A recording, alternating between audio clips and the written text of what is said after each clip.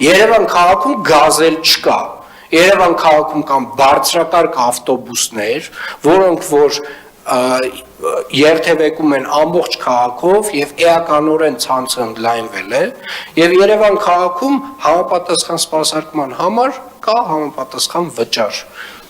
Մի վճար, հարգելի գործընկերներ, որը մոտավորապես հələ 10-11 տարի առաջ Երևանի քաղաքապետարանը ուզում էր ներդներ նախկին գազելների համար։